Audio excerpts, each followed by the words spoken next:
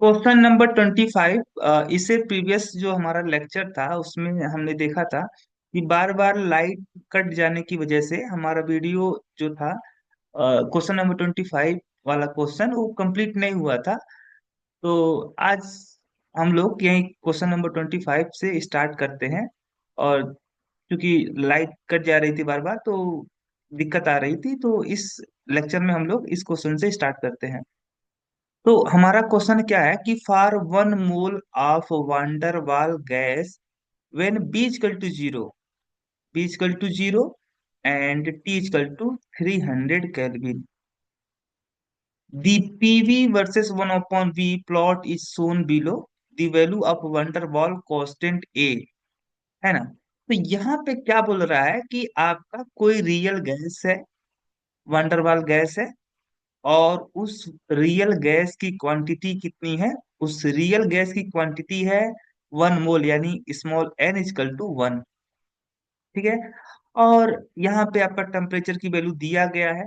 और उस real gas के लिए बीच इक्वल टू क्या है, जीरो है। बीच इक्वल टू जीरो का मतलब गैस के मॉलिक्यूल के बीच में किसी भी प्रकार का फोर्स ऑफ अट्रैक्शन नहीं लग रहा है। और इस गैस के लिए क्या खींचा गया, एक ग्राफ ड्रा किया गया। और वो जो ग्राफ था वो पीवी वर्सेस क्या था आपका 1/v था। वो ग्राफ कहाँ पे दिया गया है, वो ग्राफ यहाँ पे दिखाया गया है। इस तरीके से एक ग्राफ है आपका।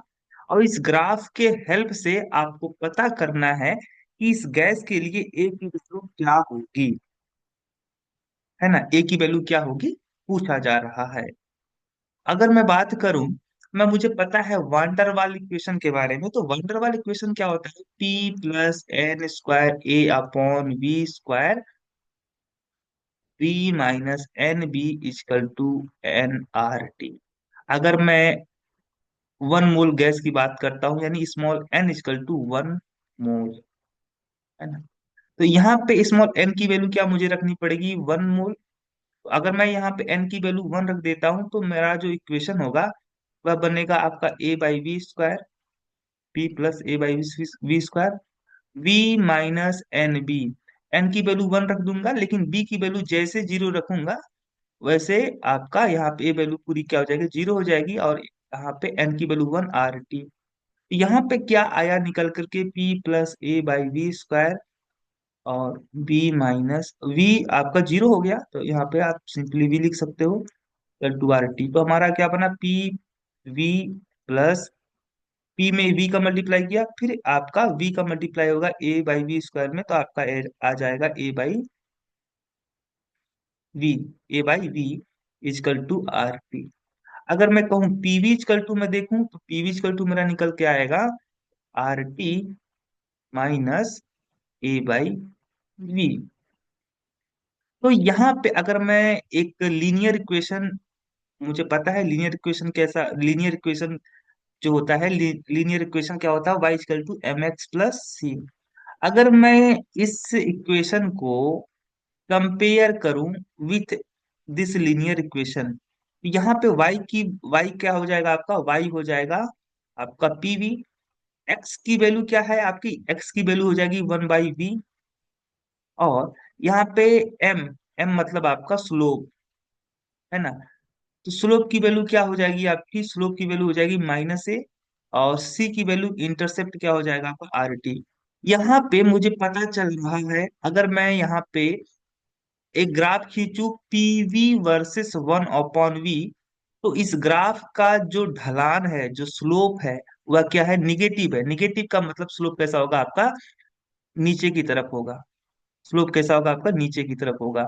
इस तरीके से आपका देख रहे हो। तो यहाँ पे जैसे जैसे 1/v एक्सिस पे आप आगे बढ़ रहे हो, वैसे वैसे क्या हो रहा है आपका, पीवी की वैल्यू घट रही है, यानी स्लोप कैसा है, निगेटिव है ना। और इस ग्राफ का जो स्लोप होगा, इस ग्राफ का क्या होगा, स्लोप जो होगा क्या बताएगा, इस ग्राफ का जो स्लोप होगा वह बताएगा ए की वैल्यू। माइनस तो साइन बताता है कि आपका डिक्रीज कर रहा है, ग्राफ नीचे की तरफ जा रहा है।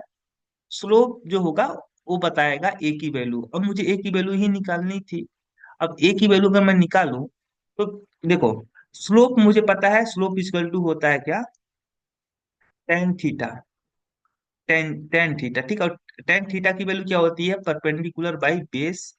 यहाँ पे परपेंडिकुलर, अगर मैं एक ट्रायंगल की बात करता हूँ, जो मैं यहाँ पे दिखा रहा हूँ, ए वाला ट्रायंगल, ए वाला ट्रायंगल, इस वाले ट्रायंगल में ए है आपका परपेंडिकुलर, ए है बेस।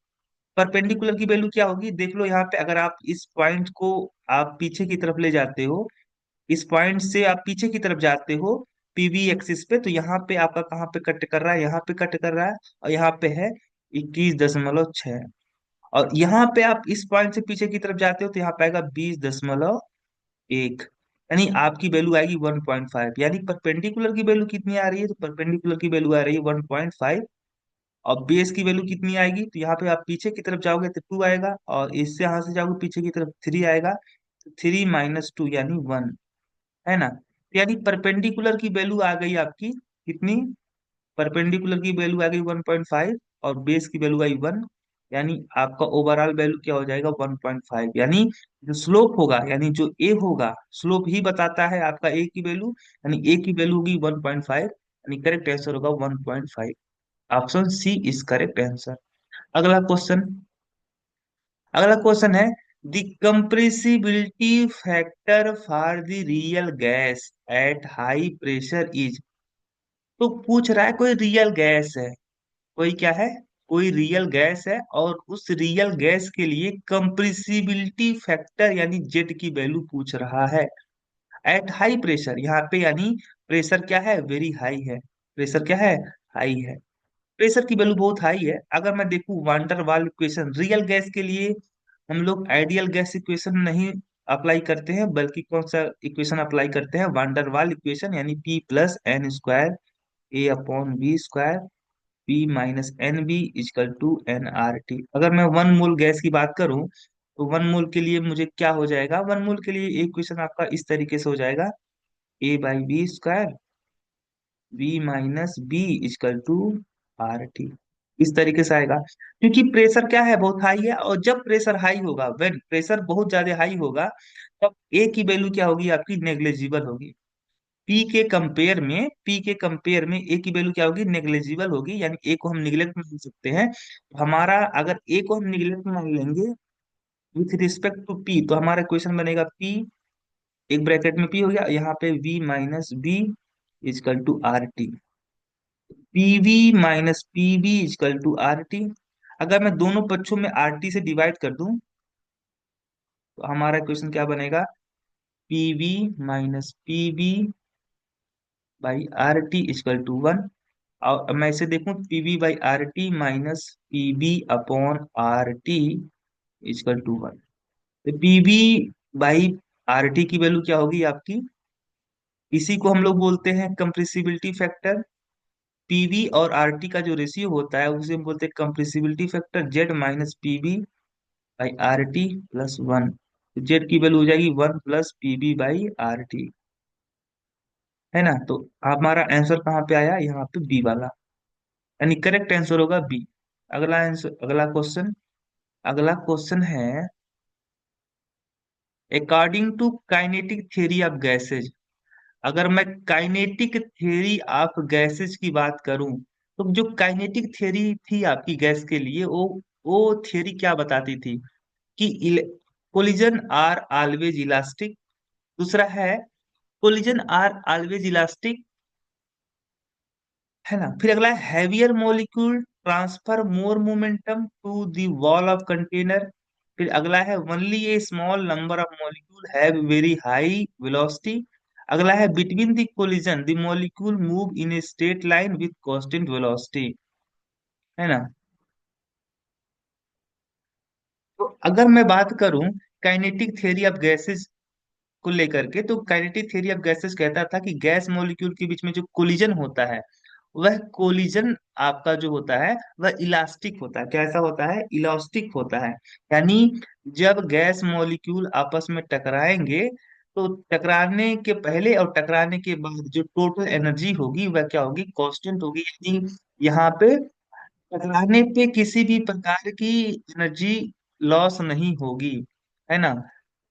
यानी टकराने पर अगर कोलिजन हो रहा है, और कोलिजन इस तरीके से हो रहा है कि एनर्जी कंजर्व है, अगर एनर्जी कोलिजन बिफोर कोलिजन और आफ्टर कोलिजन सेम है, यानी टकराने के दौरान एनर्जी आपकी लॉस नहीं होती है, बस एक मॉलिक्यूल से दूसरे मॉलिक्यूल में ट्रांसफर हो जाएगी, लेकिन ओवरऑल जो एनर्जी है ना, वो कांस्टेंट अगर रहती है, किसी भी प्रकार की एनर्जी लॉस नहीं होती है, तो हम उसे बोलते हैं इलास्टिक कोलिजन। तो काइनेटिक थ्योरी ऑफ गैसेस यही कहता था कि जो कोलिजन होता है गैस मॉलिक्यूल के बीच में, वो क्या होता है आपका, इलास्टिक होता है। यानी करेक्ट आंसर होगा आपका 27 का ए। बाकी आपकी ये काइनेटिक थ्योरी ऑफ गैसेस के अंडर में नहीं आती है, बात तो सही है, ये सारे स्टेटमेंट सही है, ए बी स्टेटमेंट सही है, ए बी स्टेटमेंट सही है, ए बी स्टेटमेंट सही है, बट ये सारे काइनेटिक थ्योरी ऑफ गैसेस के अंडर में पोस्टुलेट नहीं थे। आपका ए वाला जो पोस्टुलेट था वो करेक्ट था। अगला क्वेश्चन है आपका कि if Z is compressibility factor, van der Waals equation at low pressure can be derive as. तो अगर कंप्रेसिबिलिटी फैक्टर को हम लोग जेड से रिप्रेजेंट करें, तो वान der वाल इक्वेशन की बात मैं कर रहा हूँ। तो वान der वाल इक्वेशन क्या था, आप वान der वाल इक्वेशन मैं लिख रहा हूँ फॉर वन मोल गैस, तो P plus A by B square, we minus B is equal to R T, है ना। इसी की मैं बात कर रहा था।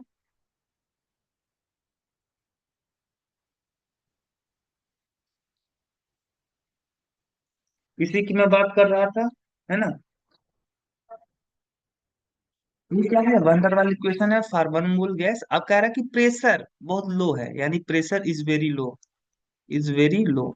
और जब प्रेशर बहुत लो होगा, तो यहाँ पे अगर प्रेशर देखो, प्रेशर अगर हाई है, प्रेशर इज वेरी हाई, तब हम ए नेग्लिजिबल मानते हैं। अगर प्रेशर आपका बहुत ज्यादा हाई है, तो हम क्या मानते हैं, ए की वैल्यू हम निग्लेक्ट मान लेते हैं। और जब प्रेशर बहुत लो होगा, प्रेशर लो होने पे गैस का वॉल्यूम बहुत ज्यादा होगा, और गैस का वॉल्यूम ज्यादा होगा यानी गैस ज्यादा वॉल्यूम ऑक्यूपाई करेगी। उस समय गैस के मॉलिक्यूल जो होंगे, उनका खुद का वॉल्यूम पूरे कंटेनर की वॉल्यूम की तुलना में नेग्लेजिबल होगा। यानी जब प्रेशर बहुत लो होगा, तो हम क्या मानेंगे, बी इज नेग्लेजिबल, मान लेंगे कि बी क्या है, नेग्लेजिबल है। अगर हम बी नेग्लिजिबल मान लेंगे, क्यों मान लेंगे, क्योंकि प्रेशर इज वेरी लो, तो हमारा क्वेश्चन बन जाएगा P plus A by B square, और आपका बी माइनस जीरो। बी क्या मान लिया, बी हम नेग्लिजिबल मान लिए, ठीक है, जीरो तो नहीं मान, बट नेग्लिजिबल, बी के रिस्पेक्ट में हम नेग्लिजिबल मान लिए, आर टी। यहाँ पे बन गया P V plus A by B is equal to R T. और अगर मैं दोनों पक्षों में आर टी से डिवाइड कर दूं, तो हमारा क्या बन जाएगा, P V by R T plus A by R T V is equal to one. ये आपका हो गया जेड, आपका है Z plus A by R T V is equal to one. तो जेड की वैल्यू क्या आएगी, one minus A by R T V, A minus R T V, one minus A by R T V. हमारा correct answer होगा 28 का B. अगला question, अगला question 29। Question number 29 क्या बोल रहा है कि the maximum deviation from ideal gas is expected from. तो चलिए देखते हैं क्वेश्चन नंबर 29 क्या बोल रहा है। कह रहा है कि देखो यहाँ पे कुछ गैसेज दी गई है ना, देखो maximum deviation from ideal gas is expected for. Maximum deviation आपका आइडियल गैस जो होती हैं, उन उससे सबसे ज्यादा वेरिएशन, सबसे ज्यादा डेविएशन, सबसे ज्यादा जो कौन सी गैस है, ये चारों गैस में से कौन सी गैस है जो आइडियल गैस से काफी हद तक क्या करती है, सबसे ज्यादा आपका वेरिएशन शो करता है ना। तो सबसे नजदीक आपका देखोगे तो यहाँ पे आपको देखने को मिलेगा,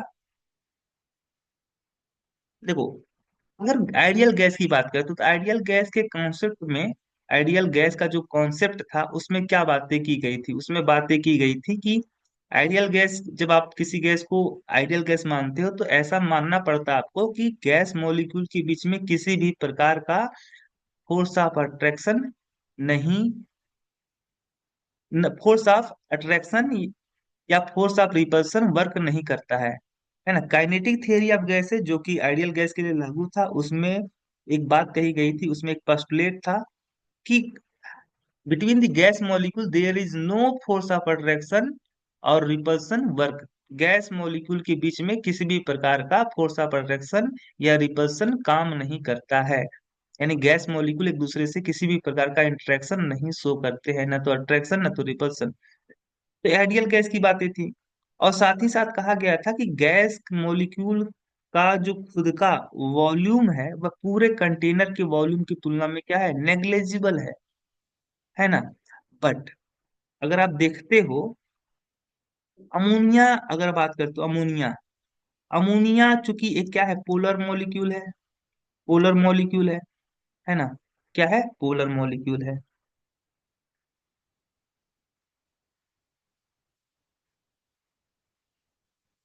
दो पोलर, देखो यहाँ पे दो अमोनिया मॉलिक्यूल के बीच में कैसा अट्रैक्शन काम करेगा, तो यहाँ पे डाइपोल डाइपोल इंटरेक्शन काम करेगा, क्योंकि दोनों जो अमोनिया जो मॉलिक्यूल है पोलर नेचर का है ना। वो किस नेचर का है, पोलर नेचर का है। तो यहाँ पे दो अमोनिया मॉलिक्यूल के बीच में पोलर पोलर इंटरेक्शन काम करेगा, तो सबसे ज्यादा जो फोर्स ऑफ अट्रैक्शन काम करेगा वह अमोनिया गैस मॉलिक्यूल के बीच में काम करेगा। Hydrogen gas is a non polar gas, nitrogen is non polar gas, methane is a non polar molecule, है ना। तो यहाँ पे ammonia is a polar molecule, यहाँ पे फोर्स ऑफ अट्रैक्शन काम करेगा। और जब फोर्स ऑफ अट्रैक्शन काम करने लगेगा बिटवीन द गैस मॉलिक्यूल, तब वो गैस क्या होने लगेगी, रियल गैस जैसा, आइडियल गैस से बिहेवियर उसका जो होगा वह डेविएट होने लगेगा। यानी वह आइडियल गैस जैसा बिहेव नहीं करेगा। तो सबसे ज्यादा जो डेविएशन होगा वह अमोनिया के लिए देखा जाता है। अगला क्वेश्चन है आपका कि ए,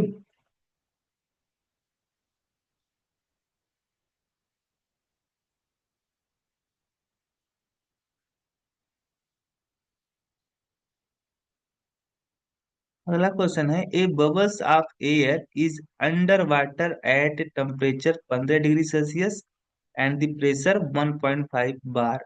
एक कोई क्या है आपका, ए बबल्स है ना, बबल है कोई, क्या है, बुलबुला है। एयर एयर का कोई बुलबुला है, और वो कहाँ पे है, अंडर वाटर। यानी अंडर वाटर, वाटर है, वाटर में आपका बुलबुला बन रहा है, किसका, एयर का। और इस बुलबुले के लिए टेम्परेचर कितना दिया है आपका, 15 डिग्री सेल्सियस, और प्रेशर कितना दिया है, 1.5 बार, है ना। अब क्या होता है, if the bubble rise to the surface, और अगर ये बबल जो होता है वह कहाँ पे आता है, सरफेस पे आ जाता है। तो सरफेस पे आ जाने से क्या होता है, where the temperature is 25 degree Celsius, यानी टेम्परेचर कितना हो जाता है सरफेस पे, 125 डिग्री सेल्सियस, और प्रेशर हो जाता है आपका 1 बार।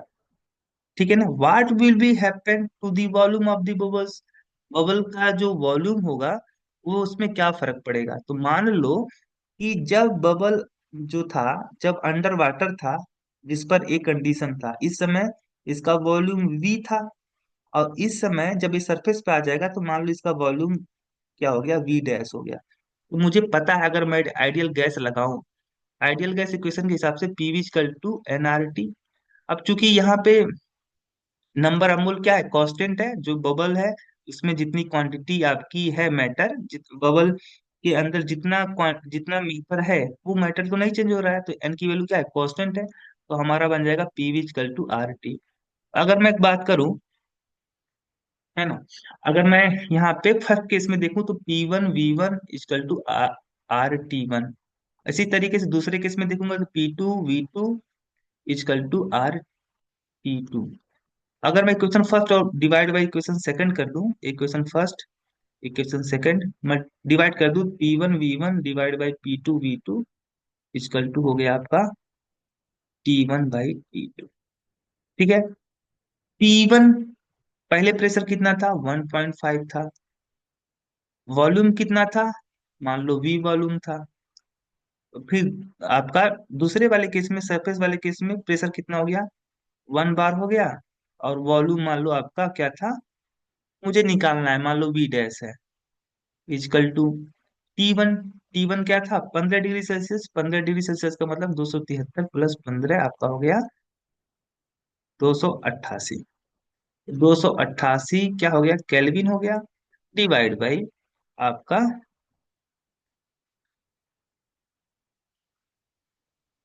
P1। ठीक है।